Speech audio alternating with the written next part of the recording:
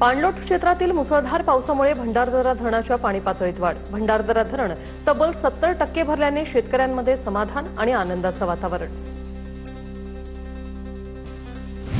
धुळे जिल्ह्यात 4 दिवसांच्या पावसामुळे प्रकल्पांमधील जलसाठ्यात 4% वाढ। सध्या 12 मध्यम आणि 47 लघु प्रकल्पांमध्ये 36% पाणीसाठा। मात्र शेतकऱ्यांना अजूनही दमदार पावसाची अपेक्षा। सुरगाणा तालुक्यातील साखळचुंड धबधबा सध्या पूर्ण क्षमतेने प्रवाहित। महाराष्ट्र गुजरात सीमेवरील पिंपळसोड गावाजवळ असलेल्या धबधब्याचं मनमोहक दृश्य ड्रोन दृश्य समोर आले। निसर्ग सौंदर्याचा आनंद घेण्यासाठी अनेक पर्यटक मोठी गर्दी करतात। अहिल्यानगरमध्ये झालेल्या पावसाने भंडारदऱ्यातील धबधबे प्रवाहित। सकाळी या भागात धुकं पडत असल्यामुळे भंडारदऱ्यात पर्यटकांची संख्या वाढली। नाशिकच्या इगतपुरीमधील तळेगाव शिवारात असलेला कपारेश्वर महादेव येथे पर्यटकांची संख्या वाढली। पावसामुळे परिसरातील धबधबे देखील प्रवाहित। यामुळे पर्यटकांची गर्दी वाढत चालली आहे। पावसाळी पर्यटनासाठी कोंडेश्वर धबधब्यावर पर्यटकांची गर्दी। मुंबई ठाण्याच्या पर्यटकांमुळे कोंडेश्वर हाऊसफुल। पर्यटकांनी निसर्गाचा आनंद घेताना काळजी घेण्याचंही आवाहन। वाशिम शहराला पाणीपुरवठा करणाऱ्या एकबुर्जी प्रकल्पात केवळ 10.35% पाणीसाठा शिल्लक आहे। मागील वर्षी जुलैमध्ये याच प्रकल्पात 31% पाणीसाठा होता। अद्यापही दमदार पाऊस होण्याची प्रतीक्षाच। लातूर जिल्ह्यात पाणी टंचाई सदृश परिस्थिती कायम। मांजरा नदीसह नदीवर बांधण्यात आलेले बंधारे कोरडे। मांजरा धरणातील पाणी केवळ पाणी पुरवठ्याच्या योजनेसाठी आरक्षित आहे। परिस्थिती कायम राहिल्यास जनजीवन विस्कळीत होण्याची भीती आहे। पुण्याच्या भोरमधील खानापूर गावाला ऐन पावसाळ्यात टँकरने पाणी पुरवठा। विसगाव खोऱ्यात वीज पुरवठा सलग 4 ते 5 दिवसांपासून खंडित। पाण्याची लाईन फुटल्याने गावकऱ्यांवर टँकरने पाणी घेण्याची वेळ। रत्नागिरीमध्ये गेल्या 4 दिवसांपासून शहरी आणि ग्रामीण भागात पावसाचं प्रमाण कमी। पाऊस नसल्याने नद्यांच्या पातळीतही घट। जूनपासून आजपर्यंत केवळ 39%च पाऊस। तर नेरूळ पश्चिम रेल्वे स्टेशन परिसरात कायदा आणि सुव्यवस्थेचे धिंडवडे काढणारी एक धक्कादायक घटना घडलेली आहे। स्टेशनच्या वर्दळीच्या ठिकाणी एक माथेफिरू थेट पोलीस कर्मचाऱ्यावरच धारदार शस्त्राने हल्ला करण्याचा प्रयत्न करतोय आणि ही दृश्य जी आहेत ती कॅमेऱ्यात कैद झाली। स्टेशन परिसरातील वाईन शॉप बाहेर दररोज तळीरामांची मोठी गर्दी असते। भर रस्त्यात येणाऱ्या जाणाऱ्या प्रवाशांना त्रास दिला जातोय। अनेकदा तक्रारी करून देखील रेल्वे पोलीस किंवा स्थानिक पोलिसांकडून कोणतीही ठोस कारवाई होत नाही आणि त्यामुळेच या गुंडाचं धाडस आता पोलिसांवरच हात उचलण्या इतकं वाढलंय की काय अशी चर्चा आहे।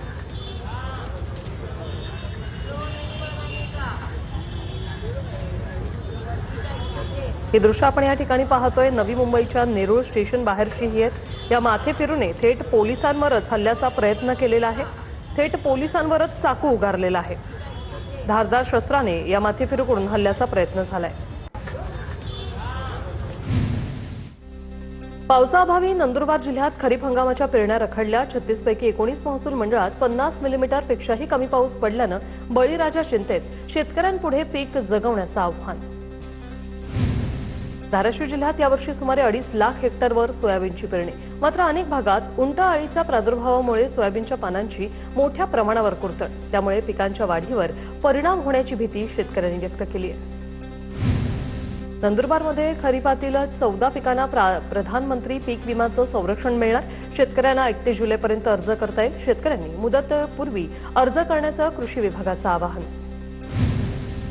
नाशिकच्या येवल्यामध्ये मोरांकडून मका, सोयाबीन आणि मूग पिकाच्या कोंबांची नासधूस सुरू। मात्र बियाण्यांवरील रासायनिक प्रक्रियेमुळे मोरांना विषबाधा होण्याची भीती। शेतकरी चिंतेत। हिंगोलीच्या विविध भागात नीलगाय, रानडुकरांसह वन्य प्राण्यांचा धुमाकूळ। सोयाबीन, हळदसह अनेक पिकांची नुकसान झाले। शेतकरी आर्थिक अडचणीत। वन्य प्राण्यांचा कायमस्वरूपी बंदोबस्त करून नुकसान भरपाई देण्याची मागणी। वर्ध्यात सोयाबीन बियाणं न उगवल्याचा 242 तक्रारी। देवळीत सर्वाधिक 143 तक्रारी। बियाण्यांची उगवण क्षमता कमी असलेल्या कंपन्यांवर गुन्हे दाखल करा। आमदार राजेश बकानेंच्या सूचना। 15 जुलैपर्यंत शेतकऱ्यांना नवीन बियाणं उपलब्ध करून देण्याचं आश्वासन। अमरावतीमध्ये बियाणं विक्री करणाऱ्या बूस्टर कंपनीविरोधात गुन्हा दाखल। सोयाबीनचे 7 नमुने अप्रमाणित ठरलेत। 500हून अधिक शेतकऱ्यांनी तक्रारी केल्या होत्या। शेतकऱ्यांच्या तक्रारीनंतर कृषी विभागाकडून पोलिसात तक्रार। अकोल्यात निकृष्ट सोयाबीन बियाणे प्रकरणी बूस्टर आणि रवी सीड्स या 2 कंपन्यांविरोधात गुन्हे दाखल। प्रयोगशाळेच्या प्राथमिक अहवालात बियाण्यांचा दर्जा निकृष्ट आढळल्यानंतर ही कारवाई। बीडमधील 11 शेतकऱ्यांचं सोयाबीन न उगवल्याने दुबार पेरणीची वेळ. कृषी विभागाकडून कंपनीच्या अधिकाऱ्यांसह शेतात जाऊन पंचनामे.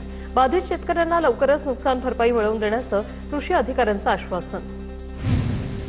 पुण्याच्या शिरूरमध्ये युरियाचा तुटवडा निर्माण झाल्याने शेतकऱ्यांना मनस्ताप.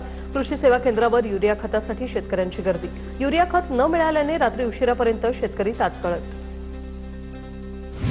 वाशिम जिल्ह्यातील वारा जहागीर परिसरात कांदा उत्पादकांमध्ये समाधानाचं वातावरण. कांद्याला प्रति क्विंटल सुमारे 2,500 रुपयांपर्यंत भाव. वाढलेल्या दराचा फायदा घेण्यासाठी शेतकऱ्यांकडून टप्प्याटप्प्याने कांद्याची विक्री. नंदुरबारमध्ये पावसाअभावी भाजीपाल्याचे दर गगनाला भिडले. भाजीपाल्याची आवक घटल्यानं टोमॅटो 80 तर मिरची 100 रुपयांवर. गुजरात मध्य प्रदेशात मोठी निर्यात. स्थानिक बाजारात भाजीपाल्याचा तुटवडा. भंडाऱ्यात बीटीबी भाजी मार्केटच्या व्यापाऱ्यांना जिल्हा न्यायालयाचा मोठा दिलासा. व्यापाऱ्यांना बाजाराबाहेर काढण्याच्या नगरपालिकेच्या कारवाईला स्थगिती. व्यापारी आणि शेतकऱ्यांकडून फटाके फोडत जल्लोष. मालेगावात शेतकरी सहकारी संघाची सत्ता दादा भुसे यांच्या हाती. शेतकरी सहकारी संघाच्या सभापतीपदी दादा भुसेंचे समर्थक अनिल निकम तर उपसभापतीपदी सुभाष गिल यांची बिनविरोध निवड. हिंगोली जिल्हा परिषदेच्या मुख्य कार्यकारी अधिकाऱ्यांकडून हरिद्रा हळद संशोधन केंद्राची पाहणी. शेतकऱ्यांना जास्तीत जास्त फायदा कसा पोहोचवता येईल या दृष्टीने अधिकाऱ्यांना मार्गदर्शन. महिला शेतकऱ्यांना कायदेशीर हक्क देणारे विधेयक मंजूर झाल्यानंतर इंदापुरात कृषी मंत्री दत्तात्रय भरणेंचा महिलांच्या वतीने सत्कार. तुळशीहार आणि फेटा बांधून महिलांकडून भरणेंचा गौरव. संत ज्ञानेश्वर महाराजांचे बंधू संत सोपान महाराजांची पालखी सासवडहून पंढरपूरच्या दिशेने मार्गस्थ. पालखी रथाला आकर्षक फुलांची सजावट. पालखी रथाच्या दर्शनासाठी भाविकांची मोठी गर्दी. संत ज्ञानेश्वर महाराजांच्या पालखीचा पुण्याच्या सासवडमध्ये मुक्काम. पुणे ते सासवड दिवे घाटातून लांब पल्ल्याच्या आणि अवघड टप्पा पार केल्यानंतर पालखी सोहळा काल आणि आज सासवडमध्ये मुक्काम. चाळीसगावहून 3,000हून अधिक वारकरी विशेष रेल्वेने पंढरपूरकडे रवाना. टाळ मृदुंग अभंगाच्या गजरात भक्तिमय वातावरण. सलग 6व्या वर्षी आमदार मंगेश चव्हाण यांच्याकडून विशेष रेल्वेचं आयोजन. 800 ज्येष्ठ नागरिकांना महाबोधी विहारच्या दर्शनासाठी घेऊन जाणारी विशेष रेल्वे रवाना. मुख्यमंत्री फडणवीसांच्या हस्ते हिरवा झेंडा दाखवून नागपुरातून गाडी मार्गस्थ. बोधगया येथे महाराष्ट्रातील यात्रेकरूंसाठी 10 एकर जागेवर अत्याधुनिक यात्रीगृह उभारणार. शेवगाव पाथर्डीच्या सायकलस्वारांची पंढरपूरकडे सायकलवारी रवाना. तर वारीत तरुण तरुणींसह तब्बल 55 ते 60 सायकलस्वार सहभागी. हे वारकरी 3 दिवसात 200 किलोमीटरचा पल्ला पार करणार आहेत. बुलढाण्यात समाधानकारक पावसामुळे गारवा निर्माण. जिल्ह्यातील सह्याद्रीच्या अजिंठा पर्वतरांगांनी जणू हिरवा शालू पांघरल्याचं चित्र आहे. निसर्गाचं हे विलोभनीय रूप पाहण्यासाठी पर्यटकांची मोठी गर्दी. आषाढी यात्रेनिमित्त धुळे विभागातून पंढरपूरकडे 215 जादा बसेस धावणार. 40 प्रवाशांच्या गटासाठी स्वतंत्र बसची सुविधा. विभागीय वाहतूक अधिकाऱ्यांची माहिती. पंढरपूर वारीसाठी जाणाऱ्या वारकऱ्यांसाठी राज्य शासनाकडून चरण सेवा उपक्रम. परळीमध्ये वारकऱ्यांना पायांची मालिश, फिजिओथेरपी, वैद्यकीय तपासणी आणि औषधोपचाराची सुविधा उपलब्ध. परळी शहरातून दरवर्षी मोठ्या संख्येने पायीदंड्या पंढरपूरकडे होतात मार्गस्थ. भोर तालुक्यातील रायरेश्वर ते पंढरपूर पायीदिंडीचं पंढरपूरकडे प्रस्थान. टाळ मृदुंगाच्या निनादात विठुरायाच्या नामघोषात परिसर दुमदुमला. दिंड्यांची विधिवत पूजा करून आरती करत प्रस्थान. दिवेघाटात आषाढी वारीच्या सोहळ्यात वारकऱ्यांनी रुग्णवाहिकेला वाट करून दिली. लाखो भाविकांची गर्दी असताना देखील अगदी शिस्तीत उभं राहून वारकऱ्यांनी रुग्णवाहिकेला सुरक्षितपणे पुढे मार्गस्थ केलं. पुण्यात पालखी सोहळ्यात चोरीच्या घटना रोखण्यासाठी पोलिसांनी 79 संशयितांना ताब्यात घेतलं. यामध्ये महिला आणि पुरुषांचा समावेश आहे. सर्वांची चौकशी सुरू आहे. सोलापूरच्या करमाळा तालुक्यातील खडकी गावात तरुणांकडून स्वच्छता श्रमदान. गावातील युवक आणि ग्रामस्थांनी तालुक्यासमोर एक नवा आदर्श ठेवला. अनोख्या उपक्रमाचं सर्वत्र कौतुक. रायगडच्या दुर्गम मोहिली प्राथमिक आरोग्य केंद्रात वीज नसताना देखील डॉक्टर्सकडून मोबाईल टॉर्चच्या प्रकाशात प्रसूती. डॉक्टर प्रीती करवंदे आणि त्यांच्या सहकाऱ्यांच्या प्रयत्नांमुळे आई आणि बाळाचे प्राण वाचलेत. बडनेरात 67 कोटींच्या 4 लेनच्या उड्डाणपुलाचं लोकार्पण. आमदार रवी राणा आणि माजी खासदार नवनीत राणा यांच्या हस्ते या उड्डाणपुलाचं उद्घाटन. लोकार्पणानंतर उड्डाणपुलावरून रवी राणांसह नवनीत राणा यांची दुचाकीवरून स्वारी. नांदेड विष्णुपुरीतील उड्डाणपुलाचा भाग कोसळल्याच्या घटनेची केंद्र सरकारकडून गंभीर दखल. एनएचएआय पथकाकडून विष्णुपुरीच्या पुलाची पाहणीत पुलाच्या बांधकामातील अनेक तांत्रिक त्रुटी समोर आल्याची माहिती. मोशीतील दुर्घटनाग्रस्त इमारतीतून सर्व 9 मृतदेह बाहेर काढले. अखेर 83 तासांनी शोध मोहीम थांबवली. दुर्घटनेतून एकूण 14 कर्मचारी बचावलेत. मोशी इमारत दुर्घटनेतील मृतांच्या नातेवाईकांना 40 लाख रुपयांची मदत जाहीर. महापालिका, राज्य सरकार आणि संबंधित कंपनीकडून ही मदत दिली जाणार. पीडितांच्या मुलांच्या शिक्षणाची जबाबदारी ही कंपनी घेणार. साताऱ्यातील पावन हनुमान मंदिर परिसरात विरोधी पक्षाच्या वतीने राम रक्षा आंदोलन. विरोधकांकडून अयोध्या राम मंदिर ट्रस्ट गैरव्यवहाराची चौकशी करण्याची मागणी. शाळा बंद आंदोलनाचा शिक्षकांना फटका. 8,629 शिक्षकांचा 1 दिवसाचा पगार कापणार. शिक्षण विभागाचा हा निर्णय. सातारा जिल्ह्यातील मेटतळी ग्रामस्थांचं खड्ड्यांमध्ये झाड लावून अनोखं आंदोलन. महाबळेश्वर प्रतापगड मार्गावर खड्डे आणि रस्त्यांच्या दुरावस्थेकडे लक्ष वेधण्यासाठी आंदोलन. गेल्या 3 वर्षापासून घाटमार्गावर मोठे खड्डे.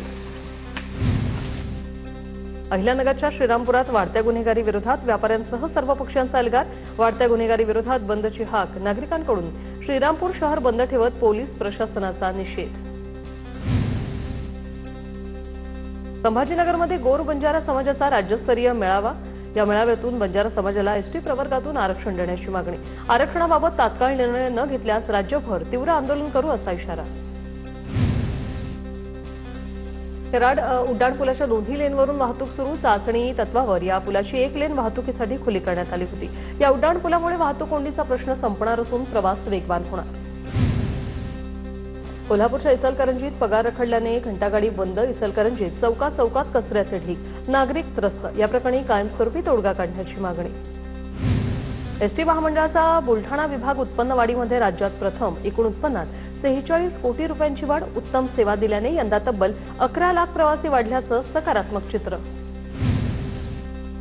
आसनगाव वाशिम दरम्यान मालगाडीच्या इंजिनमध्ये तांत्रिक बिघाड. कल्याणहून आसनगावच्या दिशेने जाणारी रेल्वे वाहतूक विस्कळीत. रेल्वेकडून मालगाडीच्या इंजिनमधील तांत्रिक दुरुस्तीचं काम सुरू. 1 लोकल ट्रेन व 2 लांब पल्ल्यांच्या गाड्यांचा अर्धा तासापासून खोळंबा. बीडचे पोलीस अधीक्षक नवनीत कावत यांच्याकडून 6 पोलीस निरीक्षकांच्या बदल्यांचे आदेश. विलास घुले हत्या प्रकरणानंतर आरोप होत असलेल्या स्वप्नील उनवणे यांच्या विनंतीवरून बदली. धाराशिवच्या भूममधील दूध भेसळ प्रकरणातील आरोपींच्या शोधासाठी पोलिसांची पथकं रवाना. या प्रकरणी 7 जणांविरोधात गुन्हा दाखल. अद्यापही आरोपी फरार. भूममधील दूध भेसळ प्रकरणामुळे सर्वत्र खळबळ. धाराशिवमधील भूम दूध भेसळ प्रकरणात मोठा खुलासा झालाय. 6 महिन्यात 2,88,00,000ची दूध पावडर विक्री. 7 जणांविरोधात गुन्हा.